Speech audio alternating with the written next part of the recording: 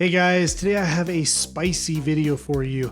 I want to give my take on a video from Nomics. He claims that the hobby right now, even though it's more expensive, is actually better for collectors. Even though you're paying more for packs, he claims it's better for you as a collector. And he says that he has data to back it up. Let's take a look and see if there's any validity to that. I've got my own data to bring to you guys today, so stay tuned. All right, here we go. This is the video. Hot take, the Pokemon hobby is better now for collectors. I'm just gonna show you guys a couple clips real quick. Folks, welcome back to Nomics. This is probably gonna be one of the hottest takes I've made on the channel, so buckle up and get ready. This market is not only the best it's ever been for investors and businesses, it's also the best it's ever been for pack openers and collectors. You just don't know it because you haven't looked at the numbers and the data. You've only believed what you've been told from all the negative Nancys out there. And I'm going to prove it to you today. I am going to prove it that you would much rather open packs in today's current climate at today's current prices based on the value that you can get returned out of those packs compared to how it used to be when things were MSRP. I'm going to prove it to you. I'm going to show you. So let's go ahead and jump into it. Before we do that, So he shouts his sponsor. So his claim right now is that even though we're paying more for packs right now than we were back then at MSRP, he's saying we get more value out of the packs now. The cards are worth more. And he goes through some examples here. He goes through some examples with Scarlet and Violet base set, which has really never been that popular of a set. It's gained a little bit of popularity. I've always personally liked it, but it's never been that popular of a set. He also goes through, he gives some examples. Well, first of all, in this video, he compares the price to MSRP. So he goes to like Pokemon Center's website and he uses the MSRP price, which is $4.49 a pack. First of all, I don't think this is accurate because already like, it depends on when you were buying these packs, but a lot of times you were buying them well under MSRP. So you really have to be fair. You have to look at what was the price of the cards at that given time and what were you paying for the packs at that given time? Because those two probably correlate somewhat, right? He goes through here too. He talks about Obsidian Flames and covers some of those hits. He covers some Paradox Rift, blasted ads. 59 cents. Right. Yeah, then he shows you like Ground on here in Paradox Rift. He goes all the way forward to Temporal Forces, and then he kind of jumps ahead and he talks about Destined Rivals, and he talks about how hot, the price of these cards are in Destined Rivals. And so it's like, hey, you're getting way better packs out of way better hits out of Destined Rivals. They're way more expensive. So even though the price of the pack is higher, you're getting higher cost hits out of it. So it's overall better. The problem I have with this is that none of this is really data. None of this takes any statistics into account. So I'm going to show you guys some statistics that I've run on a couple sets, and let's see if he's right or not. First of all, I decided to use Paldea Evolved and Destined Rivals. So I thought Destined Rivals is good because it's a very hot, popular, in-demand set, and it's recent, and it's during this boom. But Paldea Evolved I thought was really interesting too because you can go back a year prior to this boom and see the prices, and it's a pretty well-loved set at this point. The booster box is in the stratosphere now, over $400. I can't even remember what exactly it is. Packs are very expensive. The Magikarp in this set's very high demand. So it's a well-liked set. Let's see what happens with Paldea Evolved. So TCG Player has the pull rates for Paldea Evolved here. I use these pull rates in my data. You can see that any SIR is 1 in 32. So you used to be able to pull at least one of these per booster box back then. Man, those were the days. You could get an SIR per booster box. And actually, you could get a little bit more because it was 1 in 32 instead of 1 in 36. Illustration Rare is 1 in 13. Ultra Rare is 1 in 15. And then none of the Hyper Rares really made the list for this. So what I decided to do is I decided to go through and take the current top 20 cards in Paldea Evolved. Now, keep in mind that these cards have shifted. So the top 20 a year ago might have been a little bit different than what we have now. But I took the top 20 cards, including the Magikarp here, going all the way down to, I think it was the Grusha is basically the top 20.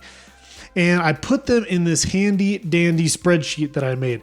I would have done the entire set, but this is time consuming, guys, to do this. So I just said, let's take the top 20 cards of the set and let's see what kind of value we could expect to pull out of a single booster pack based on the pull rates of the top 20 cards specifically.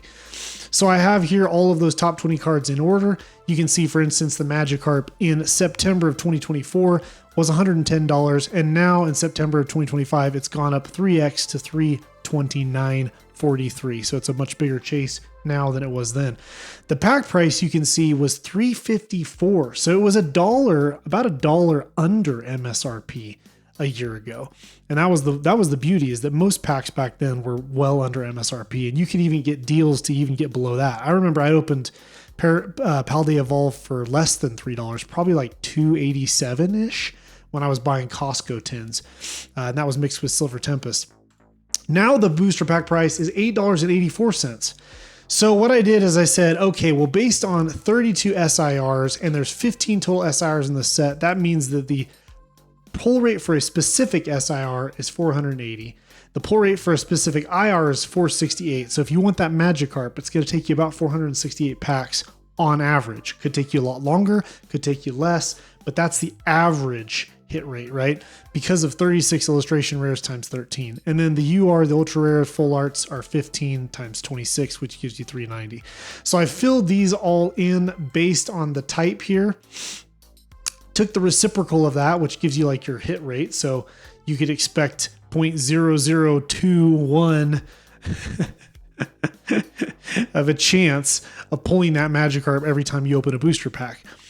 I multiplied this by the price in September of 2024 and then September of 2025 and got the expected contribution of a pack probability wise to the overall value you're going to get out of opening a booster pack.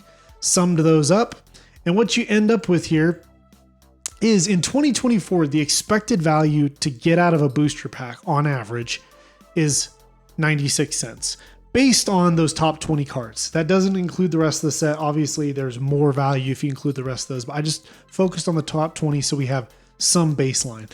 And then if we were to look at what that is percentage wise of the booster pack price at the time, which again is $3.54, it's 27.10%. So a little over 1/4% is what you're getting back from your packs just based on the top 20. Obviously, by the time you add the other cards in, it's going to change the data, but I needed some sort of baseline to make a comparison. Now, the interesting thing is, yes, now in 2025, you get more, you get almost double out of your booster pack from Paldea Evolved when you open it, but the booster pack price is up almost triple. It's $8.84. So therefore, all you end up getting is 21% out of a booster pack.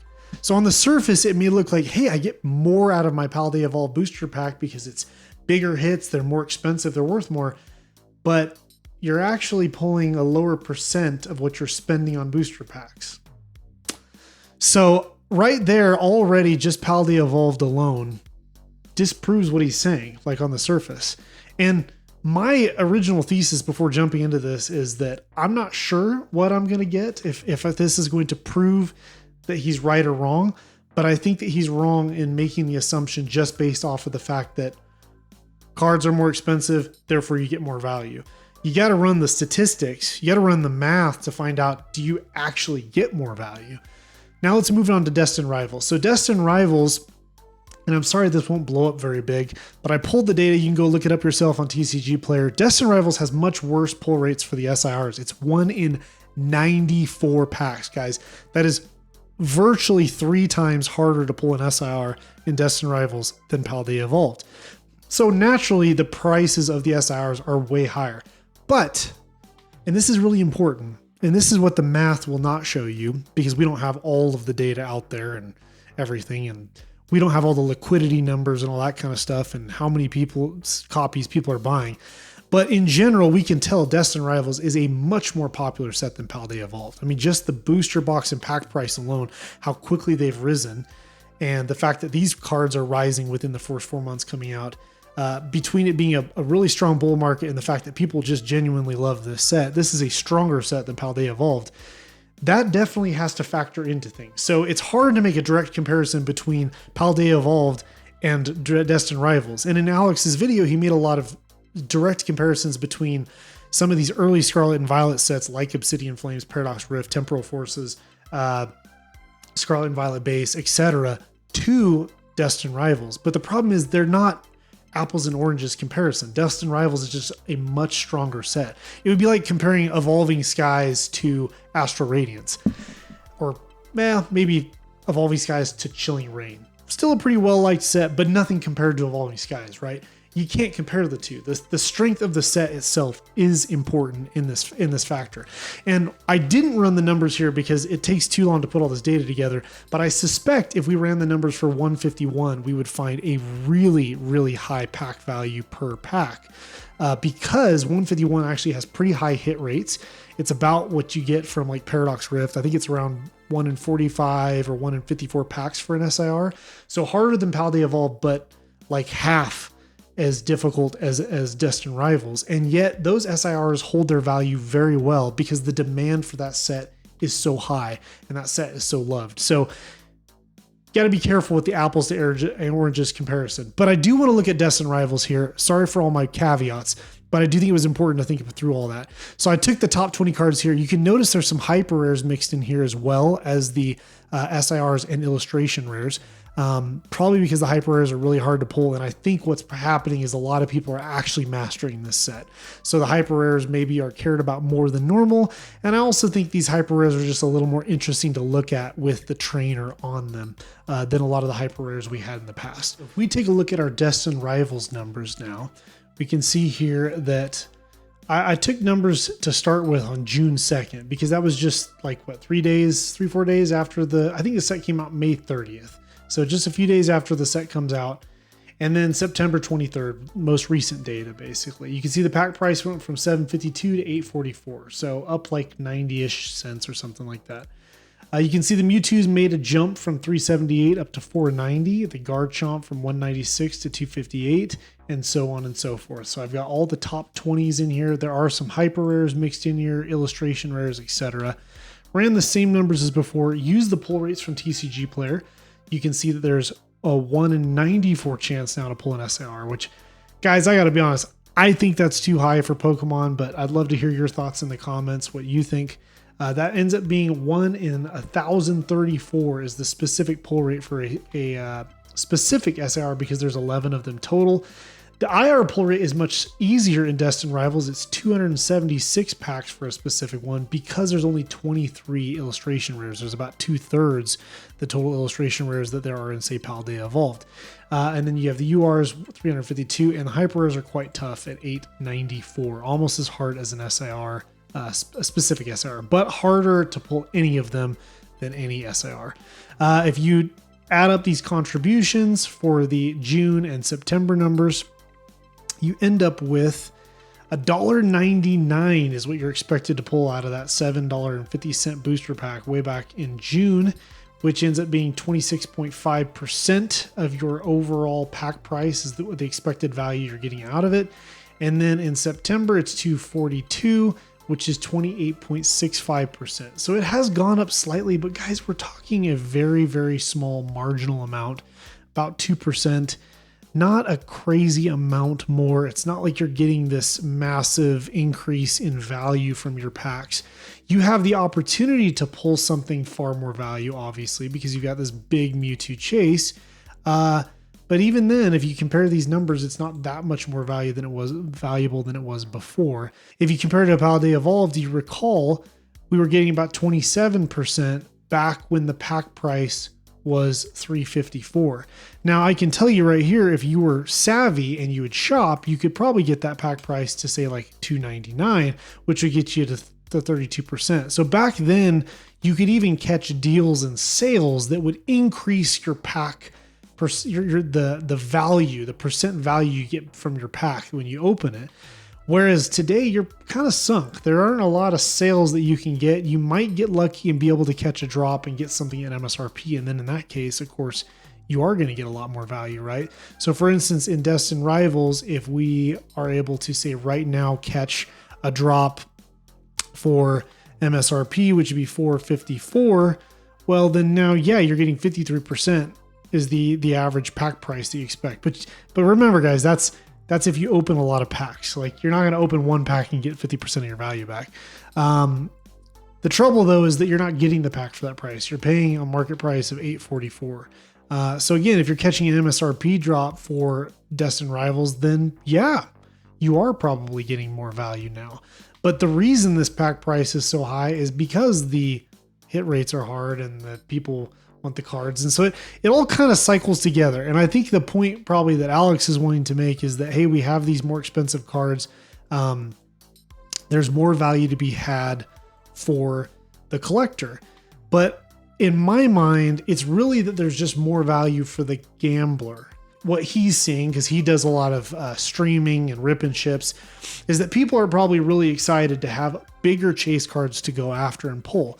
I know a lot of rip and ship streamers talk about how Evolving Skies is always super popular. They always sell out of Evolving Skies, have no problem selling these $30-something packs, right? But here's the problem I have with that. That's gambling, not collecting. And this is something we need to bring to light, guys, is that there are multiple sides of this hobby. We tend to think of it as collectors and investors, but really there's also, I mean, maybe if you start subdividing it, you're like, oh, there's also the business side. Some people like, enjoying doing the business. There's the grading side. People enjoy doing card grading. But the side that no one really wants to talk about is that there is the gambler. Some people are only into this for the gambling. They just want the high of pulling a really crazy card out of a pack, which is probably why Prismatic's prices are so expensive. You've got that God pack, as they call it, and you've got these really expensive hits. Now, I do enjoy the gambling part of this hobby. I enjoy opening packs and seeing what I'll get and hoping I get, that rare card. But that's only a small, it's only a piece of the pie. It's only a portion of what I enjoy in this hobby. I really like collecting the cards, buying singles, grading, storing those away in my binders or in slabs for the long term. And increasing the prices of all these singles actually means that there's less cards that I can collect. And so on the whole, most people that are in it for the collecting, they're actually just able to afford less cards. If your whole goal is just to own expensive cards, then you might like this as a collector. But if your goal, the point that Alex was really trying to make is that if you're ripping packs, you're getting more value as a collector. And I just think those are two separate things. I think if you're a gambler, you're having a bigger gamble right now, but you're not necessarily getting more value. You are with Destined Rivals, but Destined Rivals is its own animal. You can't even really compare it to these early Scarlet and Violet sets. It's too popular. But we showed with Paldea Evolved that a year ago, if you'd opened packs a year ago, even though the card prices were lower, you were getting a higher percent back in card value from the packs that you were opening than you are today. I think it would be really interesting to run this data on other sets. Maybe go out there and if you want to yourself, go run it on Journey Together or Surging Sparks or Twilight Masquerade or some of these other sets and see what does the data show for them. I would guess that it's going to probably be kind of all over the board. It might be in the favor of Alex's argument or against Alex's argument, depending on the set that you look at. But the point I wanted to make with this video is it's not enough just to say higher value cards, higher value packs equals a win. A win for who? A win for the gambler? You got to actually run the statistics, run the data to see, are you actually getting more out? Because a lot of times these higher card prices mean a very hard pull rate, which means the chance of you hitting those cards is a lot lower. You used to be able to open up a booster box of Paldea Evolved and get a guaranteed SIR. Now you could open 3 booster boxes of Destined Rivals on average before you get an SIR, and it's still not guaranteed. You might get unlucky and just happen to grab the wrong booster boxes and get no SIR out of 3 booster boxes, right? It's a 1 in 94 hit rate, but because it's not tied to any booster box now, you don't know what you're going to get. So I don't know. I personally think hit rates have become too hard, and I think it's encouraged too much of the gambling side of this hobby and less of the collecting side. And we brought in a lot more people that are just interested in the money and not interested enough in the cards itself. But I would love to hear you guys' thoughts. Let me know what you think. Do you think pull rates are good better right now? Do you like the higher pack prices because of the higher card prices? Do you think they're correlated? I'd love to hear all about your thoughts on this. I hope this video didn't come off as hate towards Alex. It was really not meant to be so. I have no hate for Alex. This is I just disagree with his point in this. He claims to use data to support this, but I just don't feel like the data is actually supporting his claim once you dive into it, as we've done here. So again, not trying to throw shade on another creator, but just trying to kind of call out what I think is like an unsupported claim, if you will. But let me know what you guys think in the comments. Thanks so much for watching, guys. If you enjoyed this video, please hit that subscribe button. Give me a like. It really helps this small little channel out. I'm on my road to 1,000, and I can't do it without you guys. We'll see you later.